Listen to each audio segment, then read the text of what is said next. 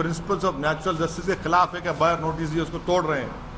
आप कौन से कानून तहत घर को तोड़ रहे हैं, बताइए हमको। असदुद्दीन ओवैसी के सवालों और नाराजगी की वजह जानने के लिए देखिए ये तस्वीरें। खरगोन में रामनवमी जुलूस पर पथराव के आरोपियों के घर पर बुलडोजर चला दिया गया। कार्रवाई होते ही AIMIM के अध्यक्ष का पारा 7वें आसमान पर पहुंच गया। मध्य प्रदेश में आप जो RN प्रोसेशन में जो वायलेंस हुआ उसी पर स्टिक करिए। मध्य प्रदेश में जो घर तोड़े गए मुस्लिम समाज के, वो कौन से कानून के तहत शिवराज सिंह चौहान बीजेपी ने तोड़े, बताओ हमको। आपने क्यों परमिशन दिया जब आप वायलेंस को कंट्रोल नहीं कर सकते? अगर वो इलीगल थे तो नोटिस क्यों नहीं देते आप अपनी नाकामी को छुपाने के लिए, आप अपने स्टेट कॉम्प्लिसिट वायलेंस को छुपाने के लिए आप एक कलेक्टिव पनिशमेंट मुस्लिम समुदाय को दे रहे हैं। असदुद्दीन ओवैसी साहब ने एक आरोप लगाया है कि मध्य प्रदेश सरकार एक तरफा कार्रवाई कर रही है, एक कम्युनिटी को टारगेट कर रही है। उनको कैसे मालूम? सर, अभी जो मकान तोड़े गए हैं, जो दुकानें तोड़ी गई हैं, वो एक कम्युनिटी की तोड़ी जा रही है, ऐसा आरोप लगाया जा रहा है। भाई, जहां बहुत साफ कहा था जहां से पत्थर आएंगे वहीं के तो पत्थर निकाले जाएंगे। इसमें हम कोई ऐसा थोड़ी कह रहे हैं कि हम बिना कहे कर रहे हैं। अतिक्रमण जहां है वहां कार्रवाई हो रही है। खरगोन में रामनवमी की शोभा यात्रा के दौरान जमकर पथराव हुआ।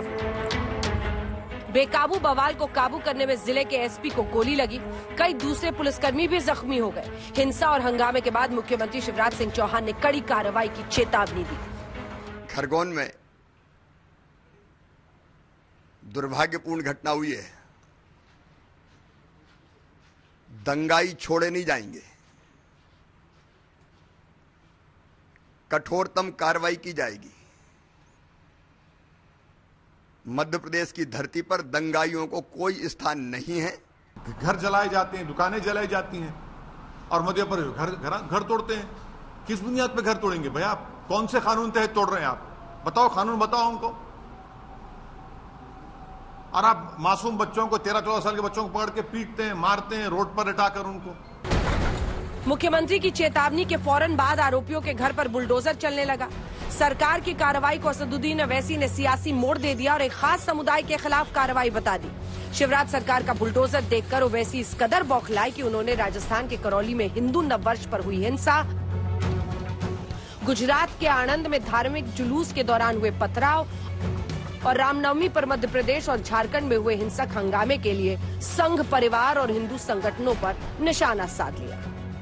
संघ परिवार लो इंटेंसिटी वायलेंस कर रही पूरे देश में। ये परफेक्ट कर चुके हैं अपनी चीज को। लो इंटेंसिटी वायलेंस करते हैं, यहां करो, वहां करो, इधर करो।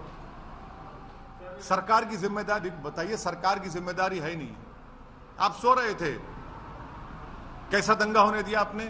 कितने पुलिस वालों को सस्पेंड किया आपने? कितने IPS अफसरों को सस्पेंड किया आपने?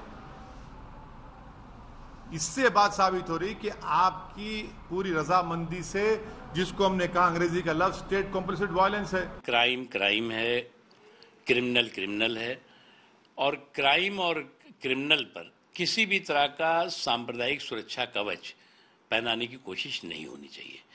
और जो लोग भी इस तरह के जघन्य आपराधिक गतिविधियों में शामिल हैं, समाज के सौहार्द के ताने बाने को तोड़ने के षड्यंत्र और साजिशें कर रहे हैं, उनको कानून के तहत कड़े से कड़े प्रावधानों के तहत उन पर कार्रवाई हो रही है और होनी चाहिए।